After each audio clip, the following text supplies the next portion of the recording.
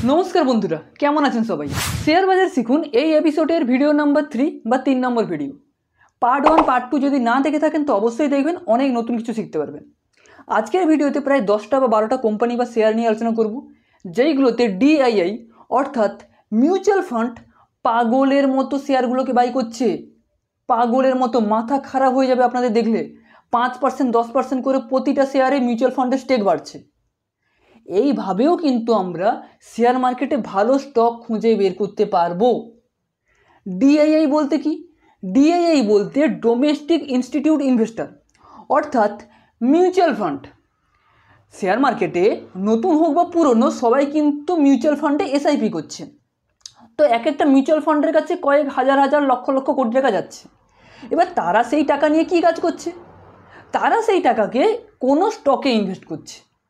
এবারে ভাবুন যে তাদের কাছে বেস্ট রিসার্চ টিম আছে, তারা কোনো কোম্পানির ফান্ডামেন্টাল, কোনো কোম্পানির টেকনিক্যাল, কোনো কোম্পানির ম্যানেজমেন্ট সমস্ত কিছু স্টাডি করার পরে তারা সেই কোম্পানিতে টাকা ইনভেস্ট করে।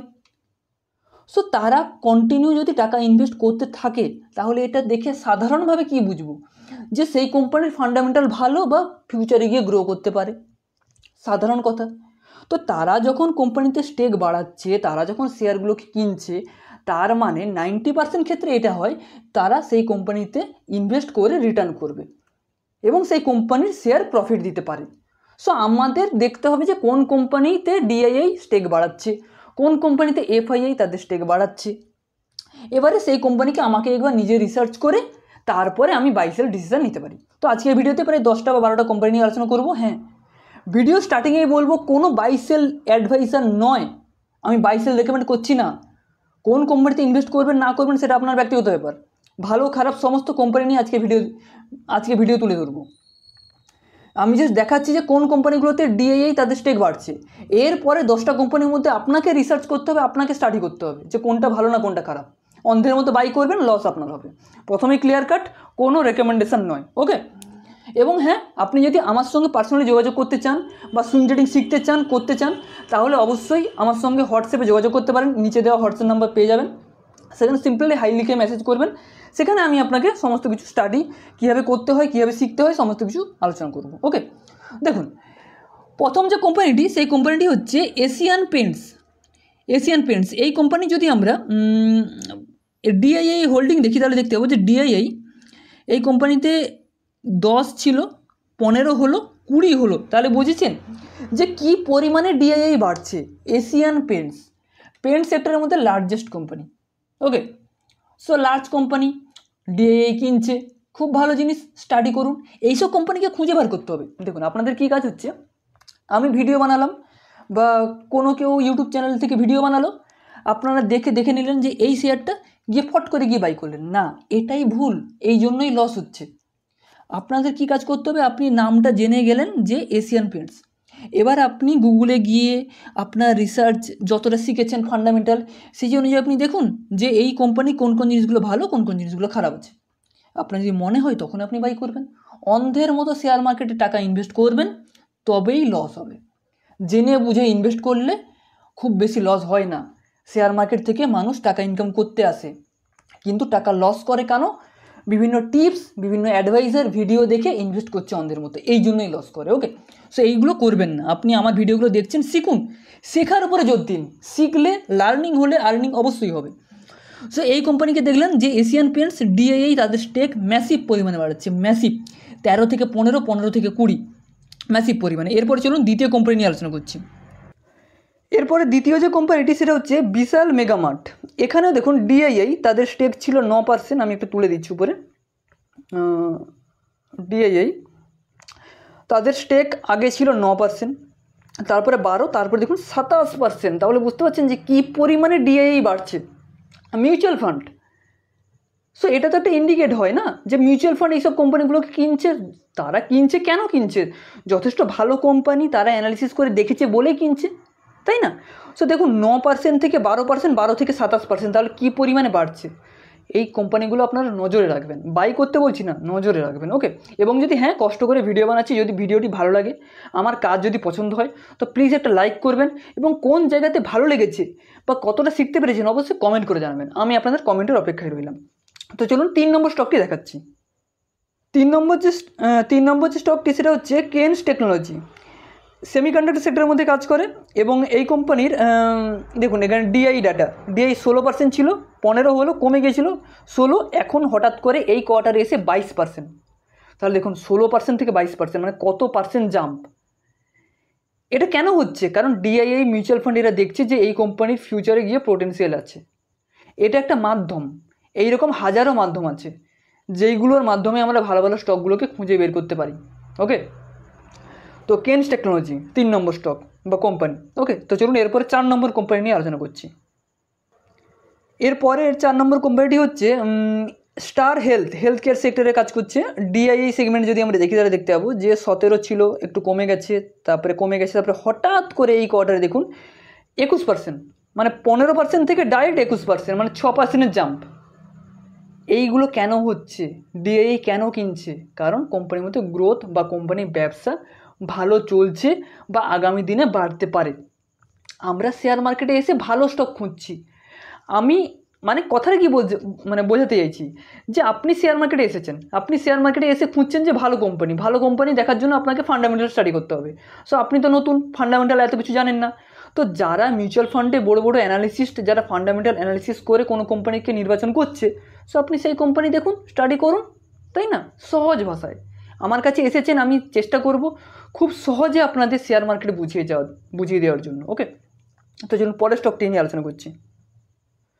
পরের যে কোম্পানিটি সেটা হচ্ছে পিএনবি হাউসিং ফাইন্যান্স। ওকে, কোম্পানির ডিআইআই ডাটা দেখুন, ডিআইআই ডাটা 22%, বাবা মানে দারুণ। এখানে ডিআই ডাটা 22%, 26, 29, তারপরে এখানে দেখুন ডাইরেক্ট 37%। তাহলে দেখতে পাচ্ছেন যে ডিআইআই কতটা এগ্রেসিভলি বাই করছে। ভিডিও স্টার্টিংয়ে যেমন বলেছিলাম যে মাথা খারাপ হয়ে যাবে ডিআইআই বাই করা দেখে। 5%, 6%, 7% করে স্টেক বাড়ছে। বাকি পরের স্টকগুলোতে তো আরও বেশি বাড়ছে, লক্ষ্য রাখুন, দেখতে পাবেন। ওকে, এবং হ্যাঁ, আপনি যদি আমার সঙ্গে পার্সোনালি সুইং ট্রেডিং শিখতে চান বা করতে চান, আরও ডিটেলসে মেম্বারশিপ নিতে চান, তাহলে অবশ্যই আমার সঙ্গে যোগাযোগ করতে পারেন। সেখানে আমি এই টাইপের শেয়ার রিসার্চ কীভাবে করতে হয়, কীভাবে শিখতে হয়, শুরু থেকে শেষ পর্যন্ত এইসব জিনিস শিখিয়ে থাকি। এর পরের কোম্পানিটি হচ্ছে সাই লাইফ সায়েন্স। ওকে, সো কোম্পানির ডিআইআই ডাটা যদি আমরা দেখি তাহলে 11% ছিল, 11%, তারপরে 13, তারপরে হঠাৎ করে জাম্প দিয়েছে 21%, 13 থেকে 21, তাহলে ভেবে দেখুন যে কত পার্সেন্ট বেড়েছে, তাই না? সো এই কোম্পানিগুলোকে রাডারে রাখবেন, অর্থাৎ ওয়াচ লিস্টে রাখবেন, ট্র্যাক করুন, দেখুন কোম্পানির মধ্যে কী কী অ্যাক্টিভিটি হচ্ছে না হচ্ছে। এই কোম্পানিগুলো ডিআইআই কিনছে মানে এর মধ্যে কোনো না কোনো গেম আছে, হয়তো ফিউচারে গ্রোথ দিতে পারে। হ্যাঁ, একটা কথা মাথায় রাখবেন যে ডিআইআই অনেক কোম্পানিগুলোকে কেনে, সবগুলো কিন্তু রিটার্ন দেয় না। অন্ধের মতো যদি আপনি সমস্ত কোম্পানিতে ইনভেস্ট করবেন ভাবেন, তাহলে কিন্তু ভুল। কারণ ডিআইআই দেখা যায় যে 100টা কোম্পানিতে বাই করে, তার মধ্যে 70টা কোম্পানি বা 60টা কোম্পানি রিটার্ন দেয়, বাকি 30টা কোম্পানি পড়ে যায়। তো সেই কথাগুলো মাথায় রাখবেন। ডিআইআই কিনছে একটা পজিটিভ দিক, আপনার কাছে নাম চলে আসলো, এবার আপনি স্টাডি করুন, ভালো কোম্পানি হতেও পারে, খারাপ কোম্পানি হতেও পারে, তাই না? এই জিনিসগুলো মাথায় রাখবেন। তো চলুন পরে কোম্পানি নিয়ে আলোচনা করছি। এরপরে কোম্পানিটি হচ্ছে কাপ্রি গ্লোবাল। এই কোম্পানিতে দেখুন এখানে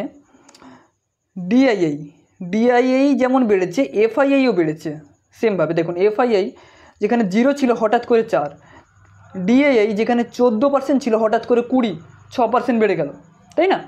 তো এই জিনিসগুলো নজরে রাখবেন যে এমন একটা কোম্পানি যেখানে এফআইআই তাদের স্টেক হঠাৎ করে 4% বাড়িয়ে দিল, ডিআইআই তাদের স্টেক হঠাৎ করে 5-6% বাড়িয়ে দিল।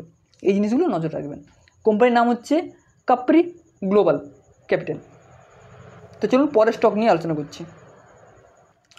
এরপরে কোম্পানিটি হচ্ছে আরবিএল ব্যাংক, ব্যাংকিং সেক্টরে কাজ করছে। এখানে দেখুন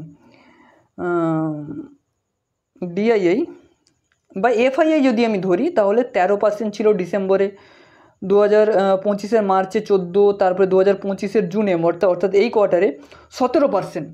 এবং ডিআইআই দেখুন 17 ছিল, 20 ছিল, তারপরে 34%। তাহলে দেখতে পাচ্ছেন যে কী পরিমাণে ম্যাসিভ পরিমাণে বাড়ছে, তাই না? সো এই কোম্পানিগুলো আইডেন্টিফাই করার সিস্টেম বা পদ্ধতি হচ্ছে এইটা, যে ডিআইআই কোন স্টকগুলো বাই করছে, এফআইআই কন্টিনিউ কোন স্টকগুলোকে বাই করছে, এবং এটা প্রতিটা কোয়ার্টারে আসবে, প্রতিটা কোয়ার্টারে বিভিন্ন স্টকগুলো উঠে আসবে আপনার কাছে। ওকে, তো চলুন পরে কোম্পানি নিয়ে দেখছি সেটাতে কেমন কি হচ্ছে। এরপরে যে কোম্পানিটি সেটি হচ্ছে উজ্জীবন স্মল ফাইন্যান্স ব্যাংক, এটাও একটি ব্যাংকিং সেক্টর। এখানে যদি আমরা দেখি এফআইআই তাদের স্টেক 19কে 19 বজায় রেখেছে, কিন্তু ডিআইআই 6% ছিল, 6 থেকে 6, 8, তারপরে হঠাৎ করে 16, 8 থেকে 16, বুঝতে পারছেন, 8 থেকে 16 মানে প্রায় ডবল। ভিডিও স্টার্টিংয়ে বলেছিলাম যে পাগলের মতো বাই করছে এইসব কোম্পানিগুলোকে ডিআইআই। সো আজকের ভিডিওতে এই কয়েকটা কোম্পানি নিয়ে আলোচনা করলাম। পরের ভিডিওতে আলোচনা করব যে কোন কোম্পানিতে আরওসিই বাড়ছে, আরওই বাড়ছে, কোন কোম্পানির অর্ডার বুক ভালো, প্রোমোটার ভালো, এই সমস্ত কোম্পানিগুলোকে তুলে ধরার কাজ হচ্ছে আমার। কারণ এই ভিডিও সিরিজ শেয়ার বাজার শিখুন, এটা জাস্ট 3 নম্বর ভিডিও।